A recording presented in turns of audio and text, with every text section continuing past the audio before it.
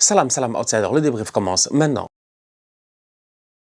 Le Barça l'emporte aujourd'hui 1-0 à domicile face au Rayo Vallecano. Franchement, on va pas se mentir, c'est une performance qui a été compliquée de la part des boys de Hansi Flick. Cependant, ils s'en sont sortis, ils ont gagné le match 1-0. Le plus important à ce stade-ci de la compétition, c'est quoi concrètement? C'est d'être capable de manager le temps, c'est d'être capable de manager le calendrier. Parce que je vais pas vous mentir sincèrement, le calendrier, il est surchargé. Là, en ce moment, on va en trêve internationale. Le Barça, avant la trêve internationale, ils réussissent à aller prendre les 3 points face au Rayo Vallecano, qui est un bel adversaire, franchement, je ne vais pas vous mentir. C'est un bel adversaire cette saison en Liga, c'est un bel adversaire aussi en Conference League. C'est une équipe qui se gère avec les moyens du bord, avec des joueurs quand même bien débrouillards et bien intéressants. Donc du coup, cette équipe du Rayo Vallecano, qui a en son sein un champion d'Afrique, elle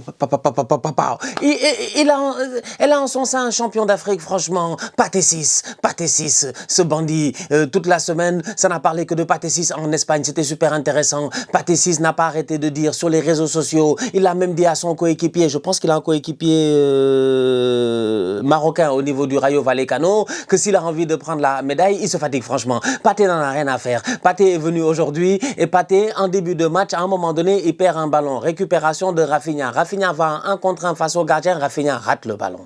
Incroyable, le ballon va à côté. C'est à l'image de ce Barça-là. C'est pour cela que je dis que ce match du Barça n'est pas un excellent match de football. Ils ont fait le taf avant la trêve internationale. Je vous rappelle quand même que le Barça, il y a quelques jours, ils ont joué face à Newcastle. Ils les ont éclatés. Ils les ont tabassés. Manita, +2. 7-2. Le résultat était méchant.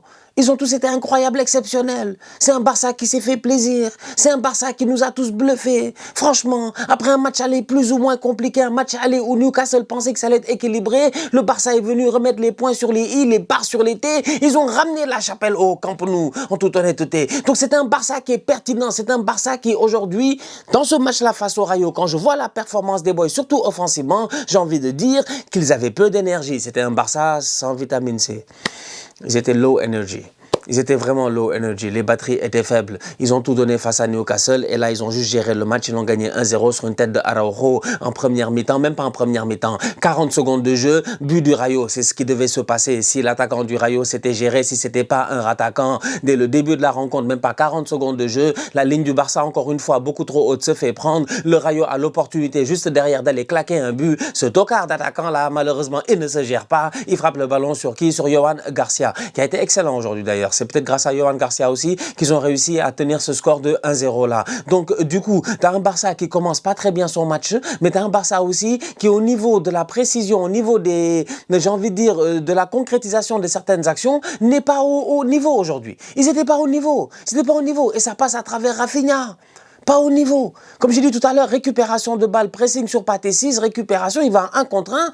Normalement, j'ai envie de dire que, je sais pas moi, 9 fois sur 10, il claque ce ballon-là, il le met à côté. Superbe extérieur de Lamine Yamal, s'il vous plaît, ça aurait pu être une passe décisive, ça aurait pu être la passe D de la saison. Ça aurait pu être la passe D de la saison. On est aux alentours de la 20e minute, superbe extérieur de Lamine Yamal. Normalement, à ce moment-là, je m'attends juste une seule chose de la part de Rafinha, c'est de me mettre une volée, de bien rentrer dans ce ballon-là. Il ne rentre pas bien dans le ballon. Le gardien fait une parade, frappe de Rafinha, ballon contré, il n'a même pas la baraka, parade du gardien, barre transversale. C'est une première mi-temps du Barça, je ne vais pas vous mentir, il y a eu quelques occasions, mais globalement parlant, c'est pas bon.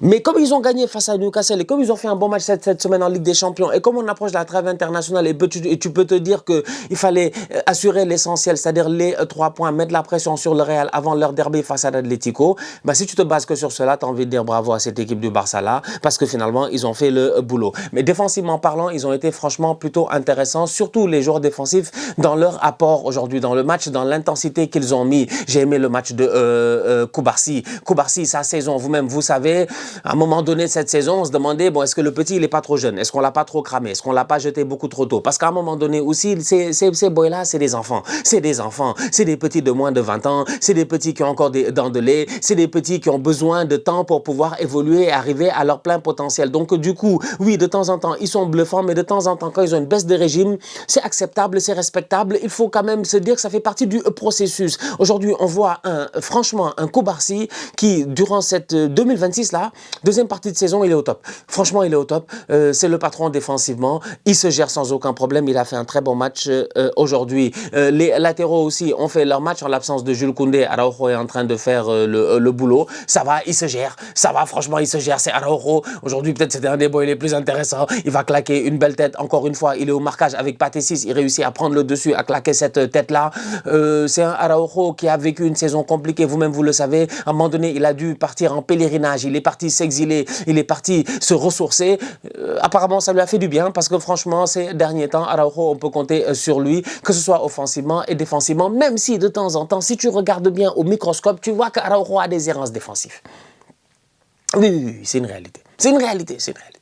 Mais je vous connais, vous allez vous enflammer, vous allez dire, ouais, il a fait un grand match, il est très fort, tout ça. Oui, il n'est pas très fort. Il se gère. Il se gère. Donc, Araujo, il s'est géré. Cancelo, passeur décisif, c'est normal sur le but de Ronald Araujo, mais globalement parlant, un très bon match encore de la part de João Cancelo. Il se projette bien, il apporte toujours le danger, le surnombre. Il arrive aussi à rentrer à l'intérieur pour venir soutenir de temps en temps les milieux de terrain. Franchement, très bon match de la part de Cancelo. Donc, défensivement parlant, même Gérard Martin, il faut le saluer. Défensivement parlant, c'est une équipe du Barça qui a subi quelques occasions face au Rayo, mais a réussi à tenir aussi grâce à un très bon Yohan Garcia. Au milieu de terrain, Pedri, sensationnel. Sensationnel. Parce que ce match-là, il a un narratif qui est assez simple en fait. Le Barça n'est pas très bon durant le match, pendant tout le match, mais le Barça, en première mi-temps, ils ont le contrôle grâce à Pedri au milieu de terrain. En deuxième mi-temps, ils ont le contrôle grâce à Pedri au milieu de terrain. Cependant, Pedri à lui tout seul, il ne peut pas tout faire. Donc du coup, quand devant, Rafinha fait leur attaquant, Lewandowski fait leur attaquant, Ferran s'échauffe comme du n'importe quoi à la mi-temps. Franchement, tu vois des images à la mi-temps, tu vois Ferran en train de courir et tout. Tu te dis, il va rentrer, il va faire une deuxième grande mi-temps. Ce tocard-là, il rentre, il fout rien. Lamine Yamal, il n'a rien foutu. Donc en fait, quand tu regardes globalement cette équipe du Barça là, tu te dis, bon, les gars devant, ils n'ont pas fait un boulot incroyable, surtout par rapport à ce qu'ils nous ont montré cette semaine. Donc il y a de quoi être sévère avec eux en disant que bon, ils n'ont pas été forcément à la hauteur. Mais s'il y en a un qui a été à la hauteur, franchement, c'est Pedri. Il gère le tempo du match. Et ça fait du bien d'avoir un Pedri dans ce match-là. Pourquoi? Parce que plusieurs fois, tu as eu l'impression qu'ils auraient pu perdre le contrôle du match par rapport au Rayo, ou de temps en temps, tu aurais pu croire que dans un temps fort, le Rayo pouvait réussir à prendre le dessus ou mettre la pression à ce Barça-là d'une manière voilà, qui aurait été fatale.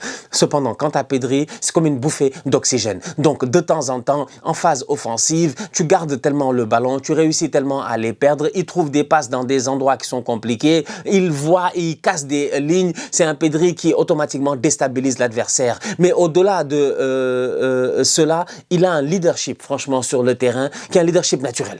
Un leadership naturel. Pedri n'a pas besoin de beaucoup parler. Pedri n'a pas besoin de faire beaucoup de bruit. Pedri n'a pas besoin, je dis bien, d'être là à être entendu à gauche et à droite pour être le patron sur le terrain. Ça se voit aujourd'hui dans un match comme ça compliqué. Victoire 1-0, j'ai envie de dire, peut-être le meilleur joueur sur le terrain. Au-delà des boys défensivement qui ont fait le boulot, c'est Pedri. Sensationnel, franchement, dans sa performance. Donc, ouais, bon match de la part du Barça. Dani Olmo et Ferran sont rentrés. Bon, ça n'a pas ramené beaucoup de choses. Je pense que Fermin était plus intéressant que Dani Olmo dans ce match-là. En tout cas, il l'était jusqu'à sa sortie. Dani Olmo n'a pas ramené grand-chose que cela. Marc Casado, j'ai vu qu'en tribune, il y avait... j'ai vu en tribune, il y avait Iniesta. Et j'ai vu Casado rentrer, j'ai dit Casado, il ressemble même pas à Iniesta, il a une dégaine à la Iniesta, tu vois, je sais pas, il a l'air jeune mais il a l'air vieux. Si Iniesta était nul. Bon, bref, j'ai pensé à ça parce que c'est plutôt si Iniesta avait des tâches défensives comme Marc Casado en a.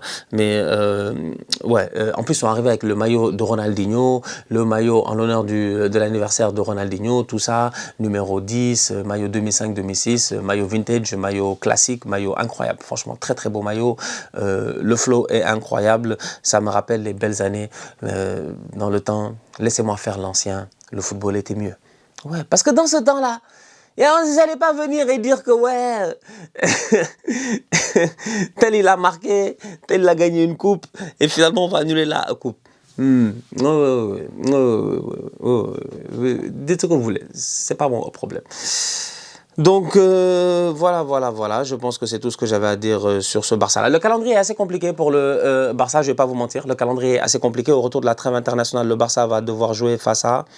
Au retour de la trêve internationale, le Barça va devoir jouer, il me semble, face à l'Atlético de Madrid. Il me semble qu'ils ont pas une double confrontation, ils ont une double confrontation. Face à l'Atlético de Madrid, ils ont une triple confrontation face à l'Atlético de Madrid en 10 jours. Ils ont 3 matchs face à l'Atlético de Madrid en 10 jours, un match en championnat, 2 matchs en Ligue des Champions. Donc là, c'est cette petite victoire-là leur permettra de revenir de la trêve bien sur leur fauteuil de leader en Liga, quoi qu'il arrive. Et au-delà de cela, de se préparer aussi face à une confrontation qui risque d'être compliquée. Parce que la dernière fois, on l'a vu en Copa del Rey, ils ont beaucoup joué cette année. L'Atlético de Madrid, je pense que c'est quoi? Ça va être 2, 3, le match aller 4, non, 1, 2, 3, avec le match aller 4 et les 2, ça fait 5. Ça fait 5 matchs qu'on a l'Atlético cette saison, c'est beaucoup.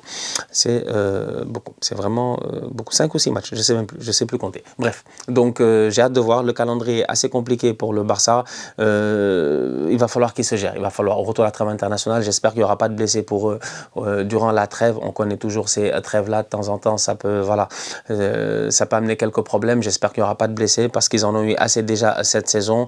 Ils en ont encore quelques-uns qui sont à l'infirmerie, donc les Frenkie, les Jules Koundé, les Baldé. Donc du coup, pas de blessés, je l'espère pour le Barça. Comme ça, ben, au retour de la trêve, ils seront capables de pouvoir enchaîner ces matchs face à l'Atlético. Ça promet.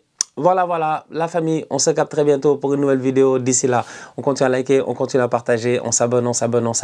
On est ensemble, on reste en santé, toujours le plus important. Tous outsiders.